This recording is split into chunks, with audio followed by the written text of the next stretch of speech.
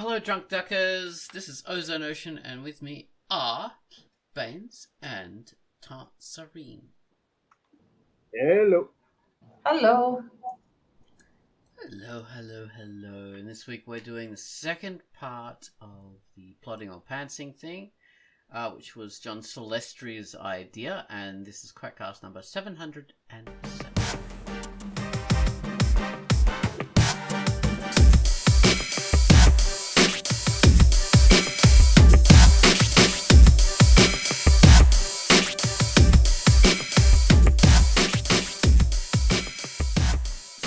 Yes, part 2 of plotting or pantsing. I won't explain what all that's about because I should. Okay, so plotting or pantsing, that was John Celestri's idea. This is the idea of plotting your comic in advance versus improvising at the time when you're actually doing the comic page, and asking people how they work. Where are you along the spectrum of that? Which end of the extremes are you at, or are you something in the middle? And that was sort of posed as a question in the Drunkduck forums. A lot of people responded to it, and interestingly, everyone kind of responded somewhere in the middle of that continuum. Nobody was really extreme on the extremes, I think, from memory. Because, basically, it doesn't really work that way. Not so far, anyway. Maybe maybe. Further in the thread, maybe someone is. Could be. I doubt it. Somehow I doubt it. But before we do that, we have to introduce the featured comic. So, who did the feature this week? It was Quackcast. And she featured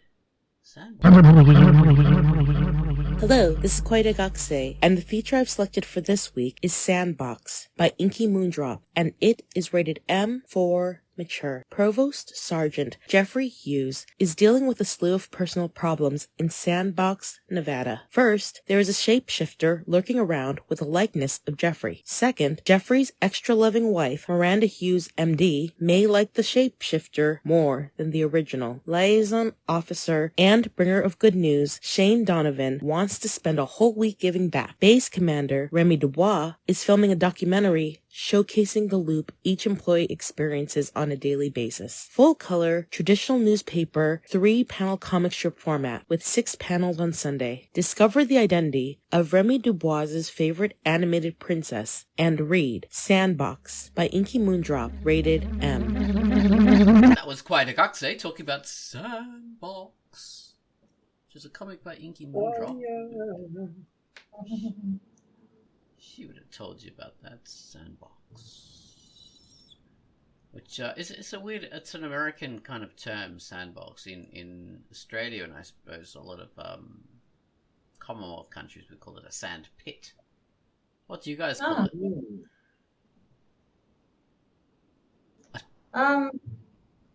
I guess some sand coffer, sort of like the closest I can translate it. Really? Okay. What's the actual Greek word for it? Scuffy. Scuffy. Well, that sounds nice. There you go. It's not like a 2-word portmanteau thing. It's just scuffy. It's just one word for it. It's nice. And if you really want to be pedantic, it's a Moscafi, but scuffy. So it's shortened down. Yeah. In Canada, we just call it the yard. All our yards. The litter tray. The living room.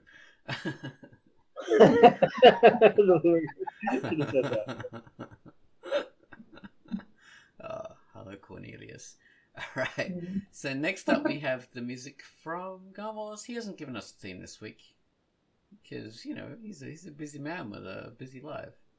So we're going to do a best of Garmos again, and the best of Garmos this week was Mechanico, which was originally featured on Quackcast number 308 on the 30th of January 2017. So Mechanico, it's the sound of nodes on a neural network, firing, connecting and cascading with shared knowledge, multi-layered, technological, robo-future rock. Take it away, Gomulus, with your theme to Mechanico.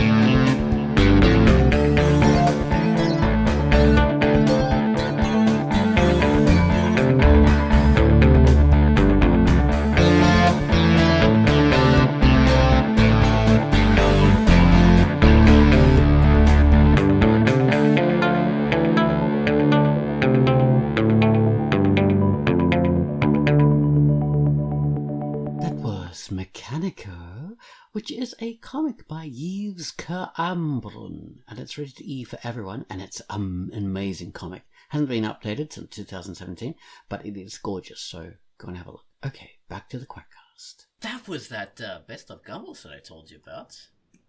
I hope you like it. I did. That's why I played it again. Thank you very much for that, Gumball. You're a gift that keeps on giving. Alright, now we're going to talk about John Celestri. I keep talking about that. I keep mentioning his name. Name dropping Mr. John Celestri. It's a person who first depicted Boba Fett anywhere in the universe. In media. Yeah. I mean, basically, the first, version of Boba Fett that was on the big screen that people saw. Or on a small screen. On a screen, basically. Yeah, the small screen. There was I might have the details a little wrong. I just heard about this in recent years after the time we talked to John Celestri on the Quackcast. But there was a costume design, and he appeared in some kind of parade to promote Star Wars after the first movie. So Darth Vader was there, Stormtroopers were there, and there was this Boba Fett character, and the costume was all white, I think. Yeah, I've seen photos of I don't know when it got its colors, if it was in the holiday special or some other time. But in the holiday special, one segment was an animated Boba Fett segment. That's where we met Boba Fett, and John Celestri worked on that. Exactly. On that piece. I think Jeremy Bulloch was the guy who played Boba Fett? In the movie, yeah. Yeah, okay. So yeah, John Celestri is like a very significant person in all our lives in that respect. Mm-hmm. He had a role in creating, our image of Boba Fett. And now he's doing his own thing here on the Duck, and he has his own webcomic, and I always cannot remember the title. Cannot remember the title fully. But it is a Bloodwing Firefist Angel something. Go check it out. The main character, Mikhail, is very, very interesting. So go check it out. I'll have to say what. So I'll have to check on it. So you're right, Bloodwing Firefist. Yeah, you're exactly right, Tance. There you go. Oh, really? That's the first. I usually don't remember it, right? That's amazing. So yes, check that out. Or he will basically capture Boba Fett and stick him in. Not capture Boba Fett. He will capture Han Solo and dip him in carbonite and freeze him. So.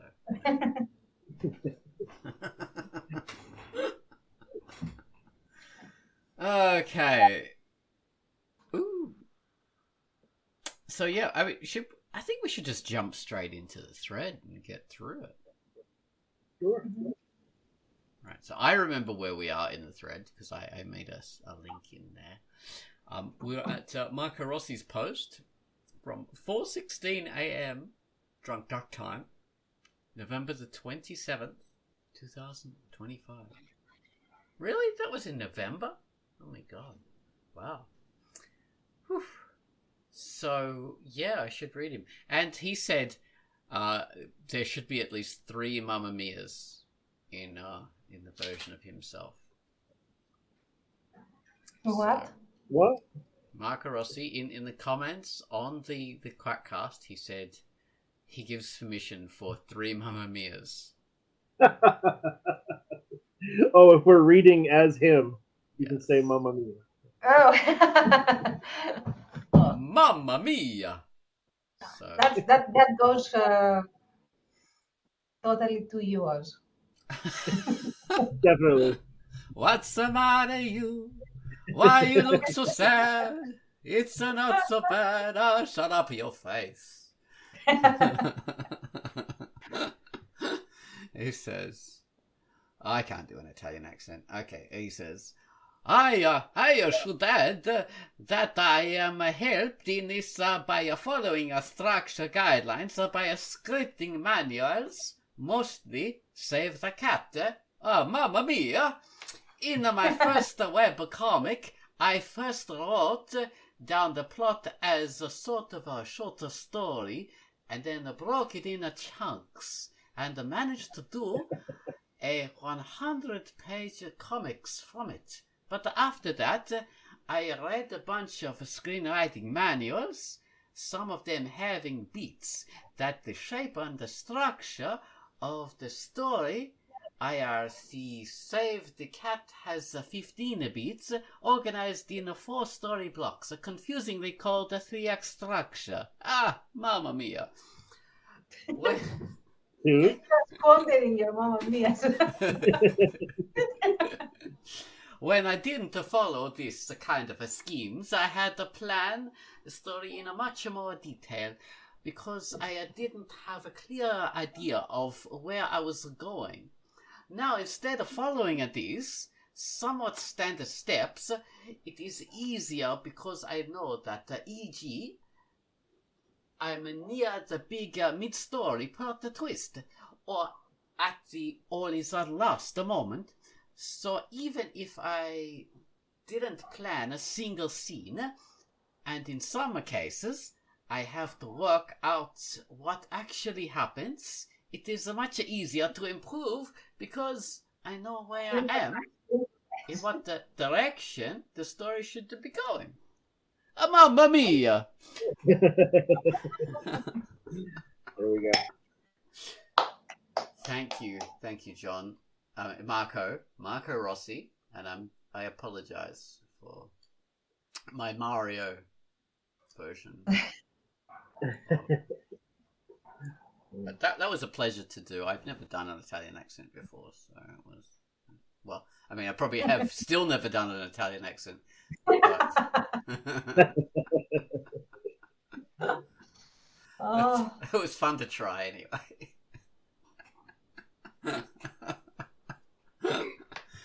Oh dear. Do you guys understand? Because I was too busy trying to do an accent to understand what I was talking about. Yeah, I did understand what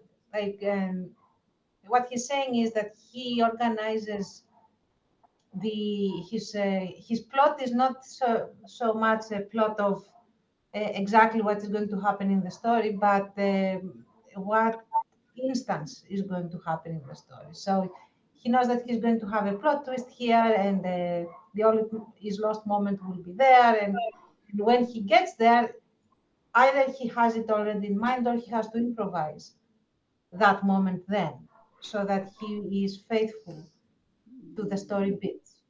That's what he's saying. That's very interesting. Yeah. Very cool way of writing. Smart fellow. And yeah, Yep. and his stories are very enjoyable. I highly recommend all of his comics. And now that I'm doing all the feature month things, I get to know a lot of comics. So I feel confident in my recommendations. So Nice. definitely look up Yeah. Marco Rossi. He's excellent. Yeah, a couple of his comics have been featured, and Quai featured one, I think. I'm not sure, but I definitely know that I featured one as well, and that was a more a short story thing about a guy with a giant robot and stuff. I read through it, and it was just really tight. What's that? Gemito or something. Yeah, that was it. Really tightly written, and it sort of just gets you in right away. So I like his style of writing. Yeah, world building that's well worked out.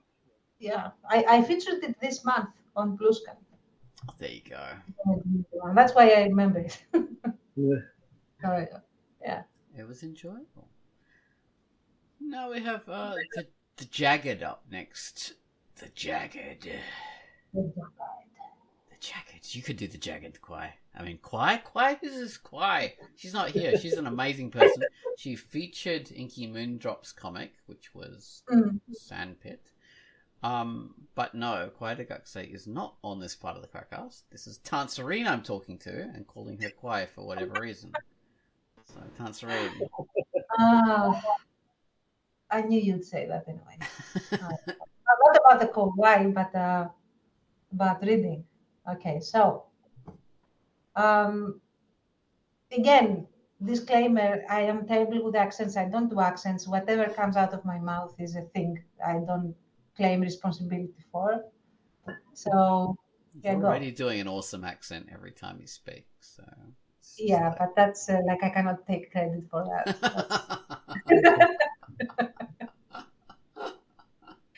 Okay, so this is in a Greek accent. An actual, oh my god, jeez, that's exotic. I would do everything in my power to actively reject standard plot structures like that. Ha ha ha. I'd rather do something that makes sense for these fictional people I created. Even if it isn't super exciting for the audience, it will be a lot more emotionally fulfilling to me. Interesting. Okay. Bit of pushback. So that's a response to Marco Rossi, his way of doing things. Like, talking about the idea of using a standard plot structure versus the way the characters should organically behave, I suppose. Or organically, not behave, but what suggests what their behavior suggests for a story structure. I don't know, something like that. Interesting. Yeah, that sort of raises that sort of question, like if you write for yourself, or are you writing for an audience? That's another spectrum. You know, are you doing this to satisfy yourself, or are you sort of presenting it to satisfy an audience, or maybe something? You know, these things may not be like necessarily contradicting in the sense that, you know, you're going to have a plot twist, for example. And so you, knowing that you have to have a plot twist, you come up with a situation that you throw at your characters. Your characters react to it the way they would react to it as, you know, who they are. So they are still pretty faithful to who they are. You have just made sure that they have this surprise element, an unforeseen element that happens to them. Works out. Yeah. Same with like the always lost moment. Doesn't necessarily mean. I mean, even if it is something that happens to them, they still need to react and potentially advance the plot, depending on how that works in the story. If it is story or character driven, like what I'm saying is that both can be true at the same time for the same story. Yeah, if you for sure. want. I And think it's still driven by like character wants something, but there's some kind of thing that makes think something's in the way, kind of thing, like sort of basic rules of drama. That still Mhm. applies if you're sort of looking at your characters and saying, okay, well, what are they like organically? What would happen? What would they do? And all that kind of stuff. It's still you would show scenes and moments based on okay, the character wants something, something's in the way, kind of. Mhm. I mean, you could do something else, and like it's very free or whatever. If you're doing something to satisfy yourself, you can just sort of have the character thinking about whatever. But to be sort of satisfied, if you are interested in people being satisfied by the story or excited by the story, you want to have those, at least to have something of those rules of drama. Like the character wants Mhm. something, something's in the way, and there's maybe some inner. If you go with the extra at this dimension, there's something inside them that either needs to change or they need to get over or something like that. It's all going Yeah. to lead to an all is lost of some. It's like you don't have to do anything, but yeah, I agree. These Mhm. things both can work together. Yeah. And I remember way back when when I was a kid in school and we were learning how to write short stories. Um, we were taught by this guy that had an oblong appendage up his bottom and was very much about rules.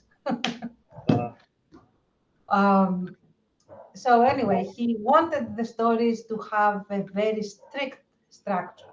The short story had to be, you know, part one, you set up the story. Part B, the problem occurs. Part C, you resolution.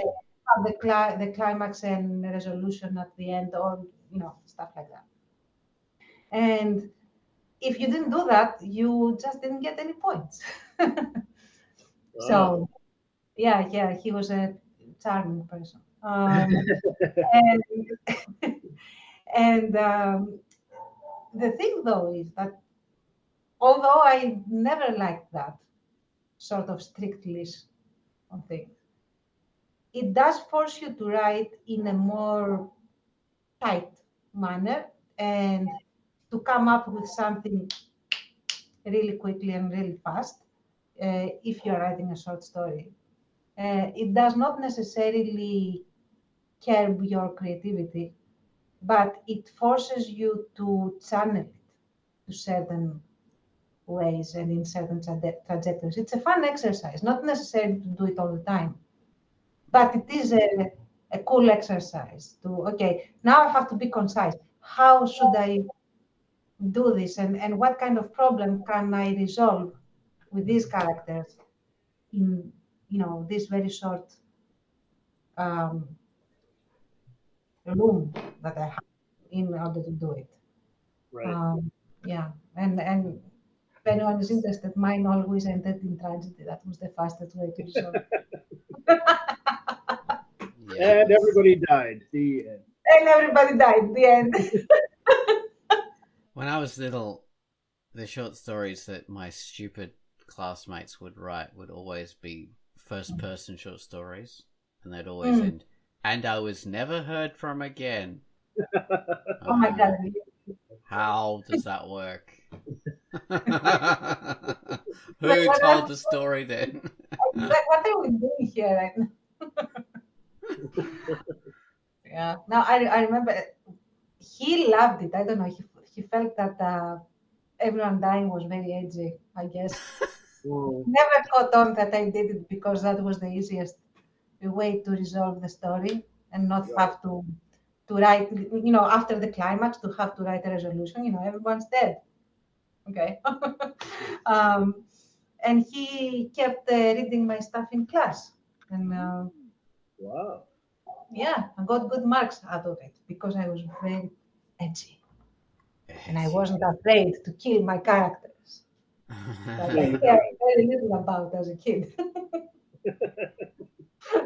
Mine would always be like I would and I still have this issue. I think I Mm, would have a good ending in mind. I think normally for a story for a comic issue, but to Hmm. get from the kind of all is lost type area to that ending, I always overdo it. I find there's always too much stuff mm, there.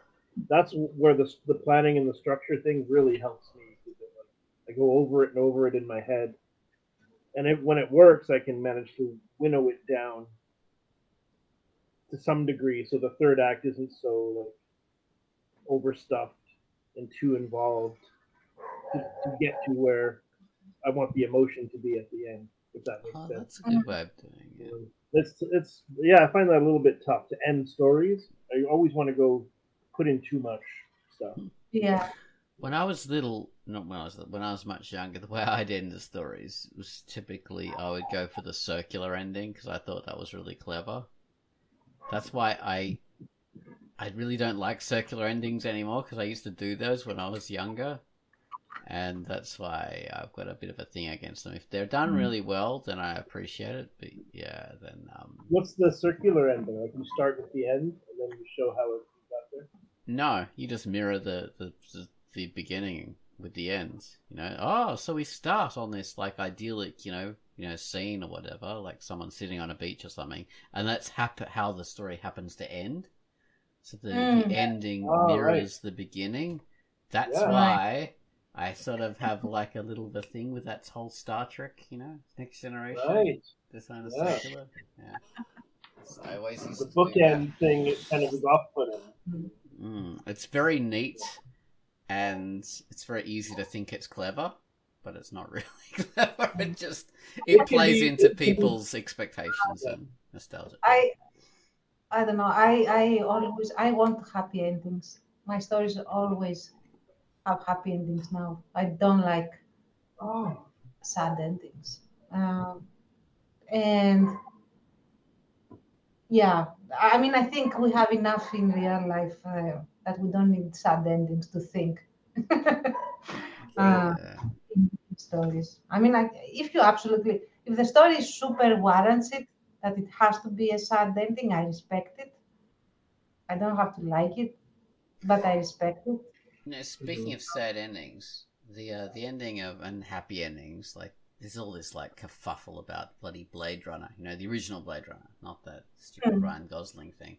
But and they say, oh, the director's cut ending, where they don't have the voiceover and what's his name, Deckard is a replicant after all, blah blah blah.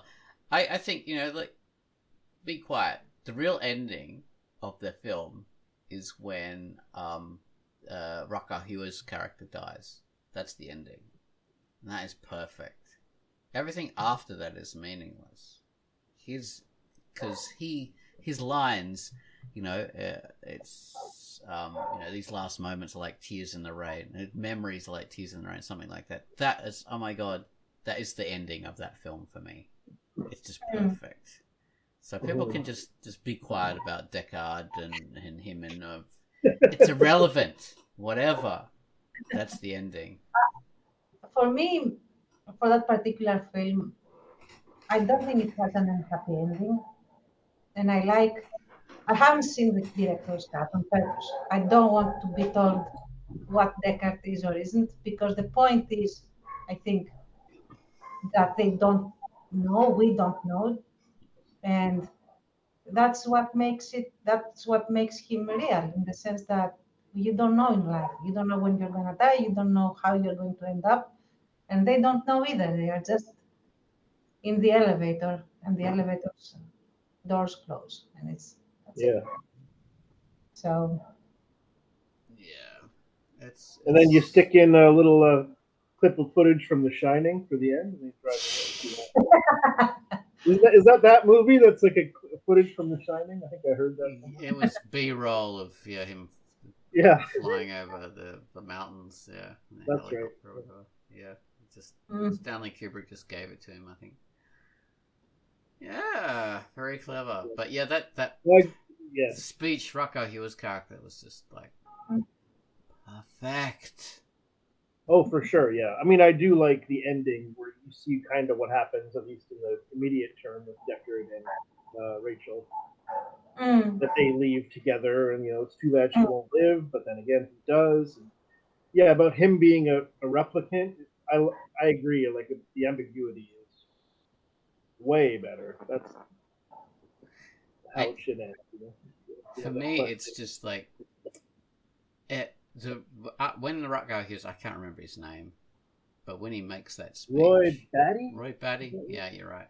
But when he makes that speech, it upends all your assumptions about the replicants and all your assumptions about everything. It means, oh, they're not evil like robots that are out to kill people and just want death and all this. They're actually, like human being slave kind of characters who just want to live, and they're just fighting as hard as they can to live. And that totally upends everything you thought about that character. You think about, he is the worst of the worst. He's a mindless monster, killing machine. And suddenly, oh my god, no. He's a human with all these experiences, just wanting to survive like any other human. Oh my god. And that just, like, totally, that's a mic drop. That is a total mic drop. You didn't need anything else. But also a unique life form that now is going to be lost. Exactly. After his speech, Deckard becomes totally unimportant.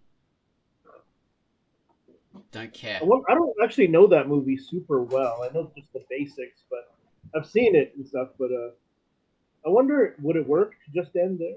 That could have worked, probably.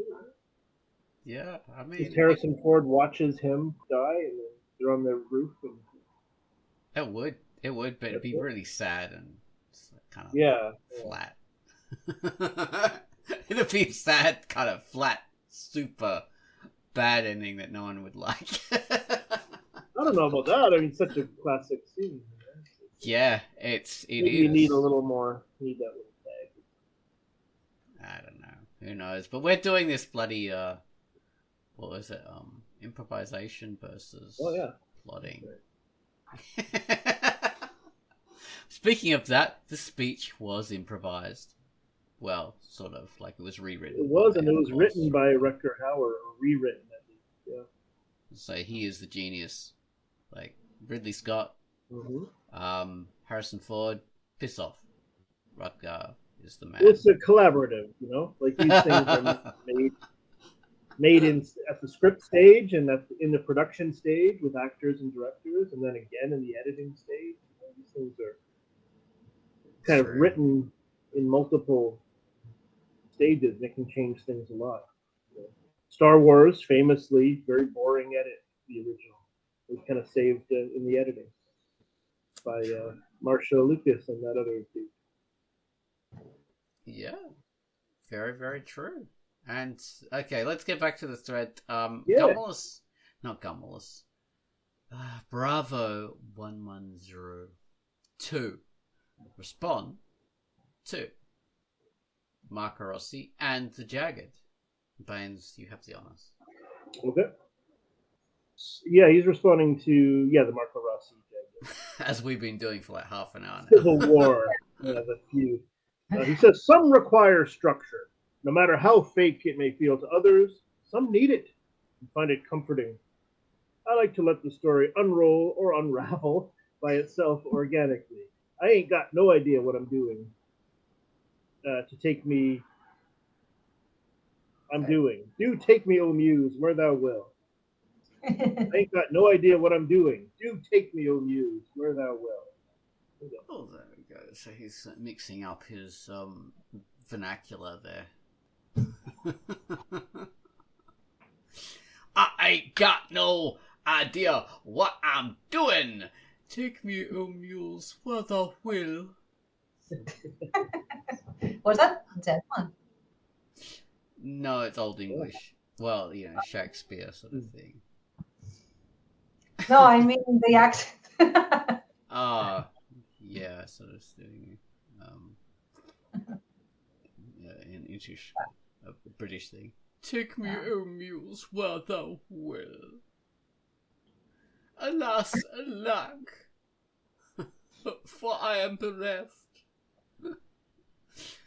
the winds will blow me whither and I don't know. So we have, oh my god, Marco Rossi responds. Mhm.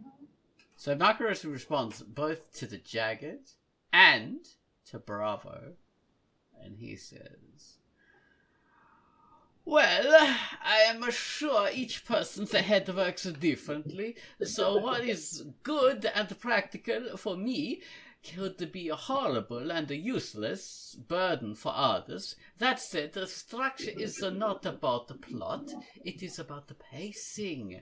So the opposition between what is organic and to the characters slash a story, or the characters and the elements that are forced from above, it is more about how to organize the organic elements in a way that is more clear and relatable. And I'm going to stop that because I'm making his points less clear and less relatable by doing that. So, I say the basic structure is something like colon. In the first 25% of the story, we have the introduction of all the main characters. The protagonist. Oh, Baines, you're getting some weird What's happening? sounds. Oh, I'm sorry. Still? Still, yeah. Oh, okay, I'll mute.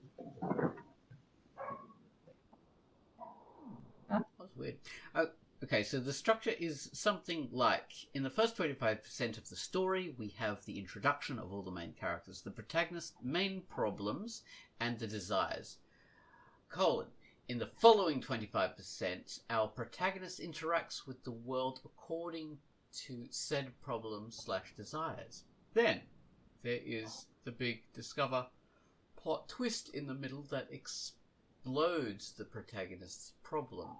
So, the third 25% of the story is the protagonist in deep shit and working out his problems. Then, the last 25% of the story is the protagonist coming out from the shit and resolving his problems. It is not necessary to write a story following this sort of guidance, but this is so abstract that it doesn't really limit the creativity or force the characters to act in ways that are not organic. Even using the STC 15 beats, it is just slightly more detailed version of this 4-block scheme. It seems to me that many people confuse structure, a way to organize material, with plot, part of the material. But the two are not the same. I definitely agree with that. That structure and plot are not the same thing. Yeah. Yeah, absolutely. And you didn't use the full save the cat. That's why Hans's cat got so loud. That was my You cat. said, That oh, was you said cat. You said STC and then your cat. yeah. Exactly. And I think what is STC? And now you've explained. I was phone to base because I was also wondering what STC was. Save the damn mouse. Save me! Save me! I'd say that I agree with Marco Rossi there too, and Yeah, me too. I like Save the Cat a lot, and the stories that have sort of used that sort of guideline of structure, those stories have usually worked out better than the ones that I'm a little looser with. Well, he's talkative. Poor little guy.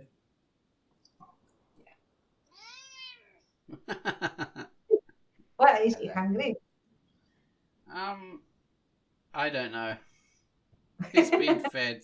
He just wants to. Like... Oh, we know he's been fed. That's different. Oh, That's yeah. a different question. I think he wants me to sit on the couch so he can snuggle, or he wants me to go to bed.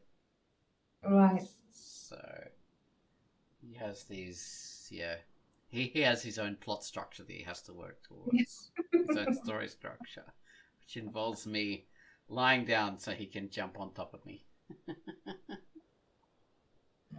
All right. Oh, okay. So now we have Bravo again.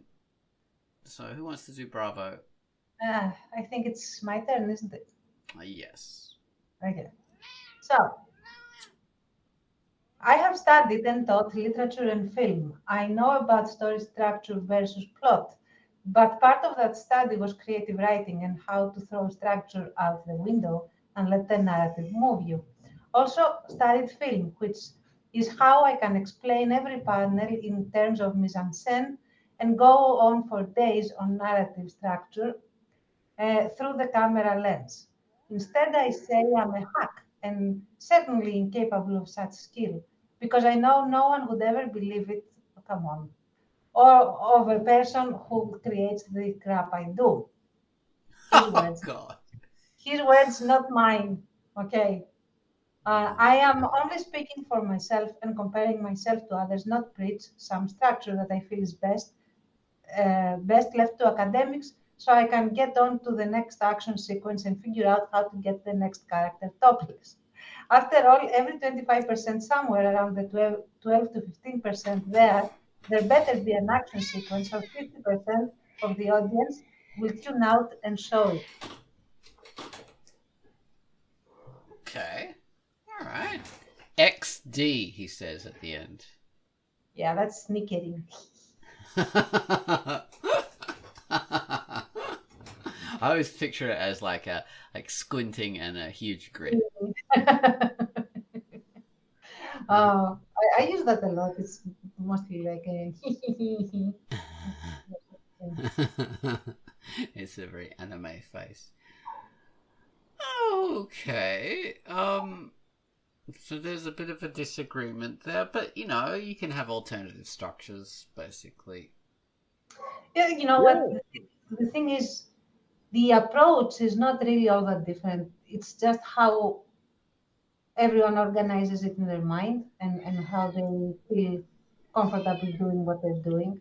Uh, but I do think that Marco Rossi's like differentiation between the structure and the plot, what is what, is pretty much on the money. And Yeah.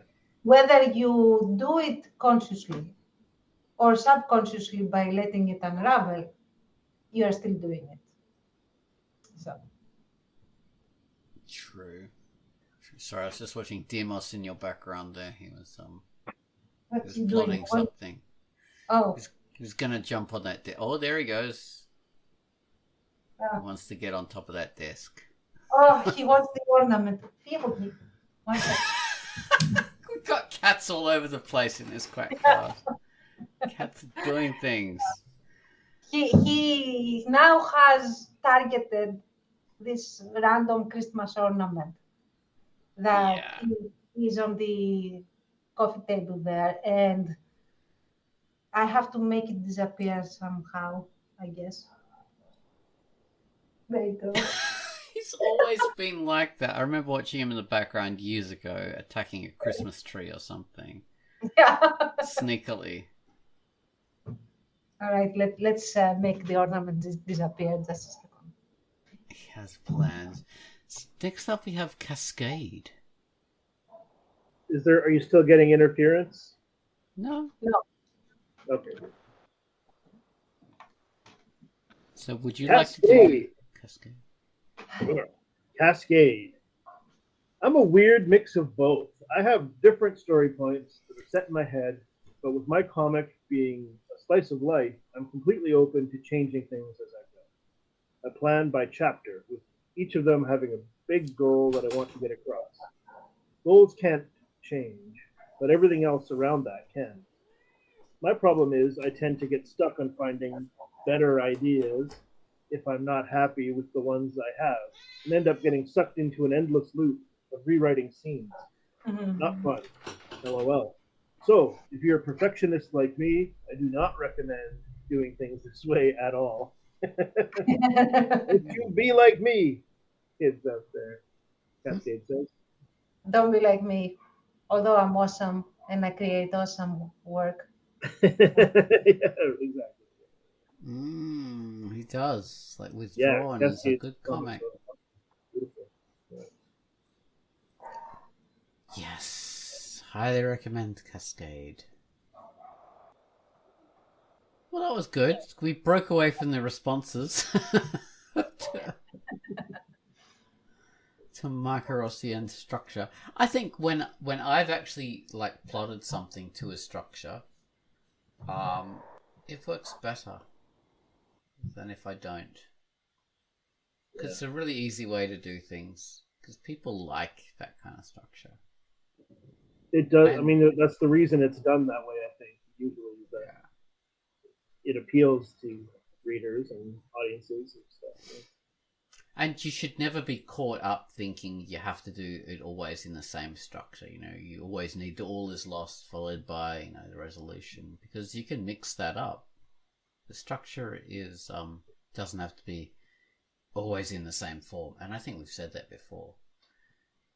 But having things to a structure doesn't always have to be the same structure, but having things to a structure makes things easier to plot out and easier to communicate to people. Yeah, I mean, you can move these things around and break these rules. I don't claim to know how to do everything or to tell other people how to do it, of course not.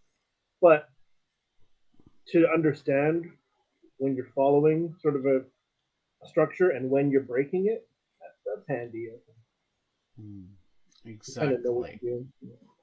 If you don't have enough structure, a lot of times you get boring stories. People disengage. Yes, but if you're too structured, and there are so many, like we've seen, I'm sure you could recognize a million TV series, a million films that follow the structure too rigidly, then it becomes boring because you get to the point you think, oh yeah, okay, so character's doing well now, but we're coming up to the all is lost moment. Oh, there it is. There's the all is lost moment. Oh, and now they're going to have to win the girl back and everything. Oh, just before the end. Oh, okay, yeah, I'm falling asleep now. I don't even have to watch the end of this. But yeah. I mean, even if people aren't into this stuff like we are, like all of us here and people commenting on the thread, that's maybe not most people, but even like any audience person who doesn't make comics or write stories or whatever, they feel that for sure. They feel that predictability. I would argue that is, yeah, sometimes it's boring, but it's very successful. Like the boy meets girl, boy loses girl, boy gets girl back, sort of, quote unquote, of romance stories. That's like the biggest selling genre of stories. People want that, and if you break out of that structure, it's no longer that genre. Romance being maybe the most rigid genre in those kind of general terms. Yes, it's just that when people, I think it's bad writing. Basically, I'm not saying using the structure is bad writing. I mean making the structure visible, like showing the bones is bad writing. Agreed. Yeah, you have to hide it. You figure out the structure, in my opinion, anyway. You figure out the structure, and then you kind of have to hide it, so people feel it and they don't get bored, but they don't see. It's not predictable. Like they don't see those gears working. I think I fail at that a lot, in my own opinion. No, it's pretty clear what's going on. You're one of the good writers, Baines. Don't worry about that. You're very easily within that. It's not empty flattery either. It's true. It's you don't have the bones completely visible each time you do things. So you are a good writer. But I think if people aren't thinking about it, and you're not totally forecasting it, I guess, even though I feel like I am forecasting things, but if not, that's good. Like people are not. I'm surprised sometimes that people don't see some of my twists coming a mile away. So I'm like, oh, if I say this, everyone's gonna know what happens. And sometimes they do, but plenty of times, like people are surprised. So it's great. Yeah, you can do it. Yeah. You do it well. So next up, we have Jay Scarborough. Are you going to Jay Scarborough Fair? So, North American accent would say that's Scarborough or Scarborough. How would you say it, Pants? I would say Scarborough. Scarborough. Yeah. Okay. So. Jay Scarborough is a bro. He's a bro. Yeah, I don't even know what that means, but yeah. Anyway, go ahead. Here we say Scarborough. Scarborough. Scarborough. Yeah. I guess that's how we say it too for the town Scarborough. Get it? Okay. So, Jay Scarborough. Oh, maybe I'll do an English accent for him. I don't do that very much. I flatter myself that I can do it. He says, "On the other hand, I suppose that beats the alternative of completely something." I think he says alternative of completing something entirely, only to find yourself regretting how it ultimately turned out, because it was only after you finished everything that the better idea finally comes to you, and you find yourselves wishing you did it that way instead. Been there, done that. Her Majesty the Queen, Jay Scarborough. Yeah. Lord J. Scarborough. That's exactly what I was picturing. First Earl of Bentley-on-Sea. He lives in Scarborough Castle. Scarborough. And a good point, actually, Jay Scarborough makes, because to outline and then realize, or rewrite, I guess he's talking to Cascade, and realize it then is probably better than writing the whole thing and then realizing, oh, it should have been this. You have to do the whole thing. True. Good argument for outlining, I believe. So we've got 10 minutes to go. We've got to race through these last ones. Yeah. John Celestri, Plamier, Baines, and Baracco, the pirate. So John Celestri, I think that's Tance. Okay. I like the canvas of an ongoing comic series. It allows for creating a solid structure of an overall theme that is peopled by characters with very different personalities and goals. This allows me to plot and improvise how they interact with each other. As long as these characters stay believable, I want them to tell me how they will react and speak to what basic story points I have laid out. This is what entertains me daily as I create each page. Okay, that's good. That's good. Entertains him daily as he creates each page. That's an important kind of factor. He has to enjoy what he's doing. So yeah, so there we are. That's basically there's a plotting and improvising. Excellent. Yep, I agree with that. I agree. And for me, it's a very sitcom-y kind of approach. I have a bunch of characters, and then the neat ways that I think they could relate to each other. They're all different, and then head out, start making up stuff for them to do. Roll out. Roll out.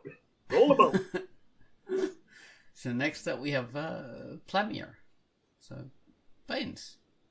It depends on the story and where the inspiration comes from. Often, though, the story just takes a hard left turn down some strange alley because of an idea that pops into my noggin.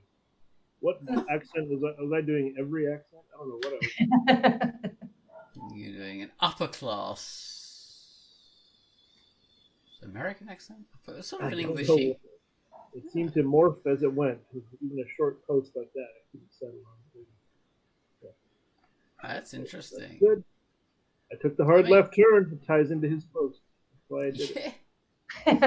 But yeah, I mean, he's saying like he's not going to approach each story in the same way, so he's going to do different things for when he comes up for different stories.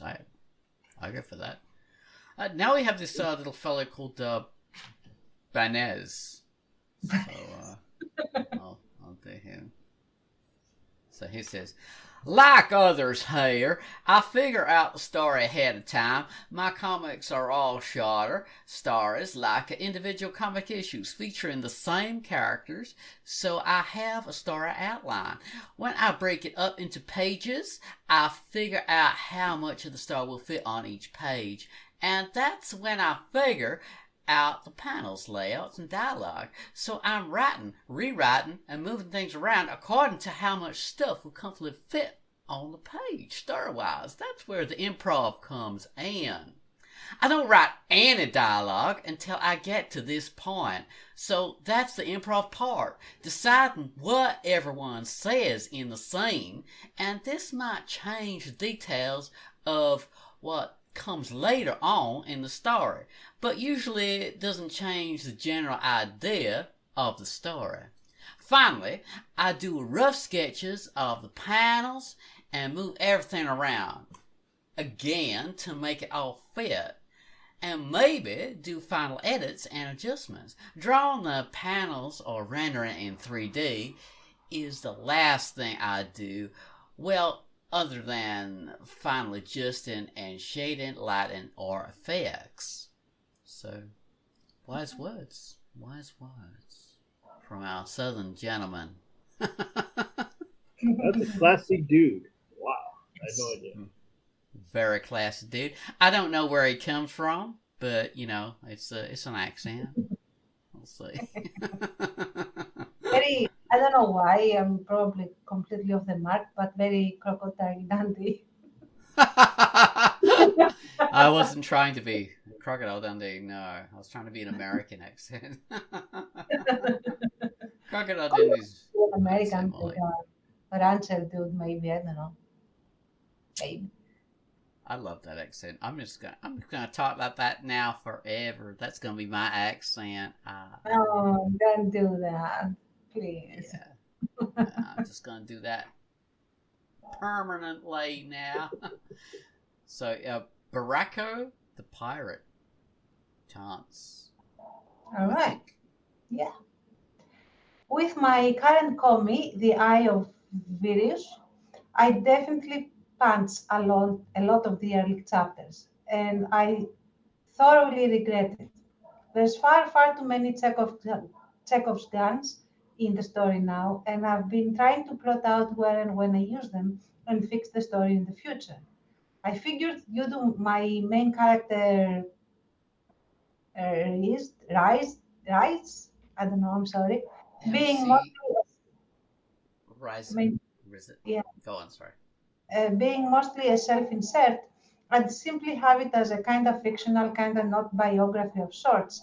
But it didn't work out very well, and I ended up inserting a lot of elements from the RPG I created of the same to make it more interesting. I also didn't think so many people would read it because the first comic I did barely got an audience, so I really half-assed it as well. However, planning everything out is kind of boring to do as well, so I have decided on plotting just the main bits of the story while pantsing everything in between. I guess I'm much more of a hybrid of a pantser and plotter. Next major arc of the story, it's gonna be more focused and allow more of a hero's journey style of plot. It kind of sucks because a lot of people would probably leave before getting to it, but I guess that's the nature of webcomics. Your earlier stuff is usually gonna suck more than your later stuff. Good point. So that two good points. We didn't really I didn't go over the fact that Baines, as I was reading that accent, was super well structured little post there about creating, and you know the way he does things, and yeah, Baracco the pirate makes a very good point about how your later stuff is massively improved over what you began doing earlier. That's interesting. Yeah. I like that. Way too many Chekhov guns too. That's an interesting. Yeah. Gotta be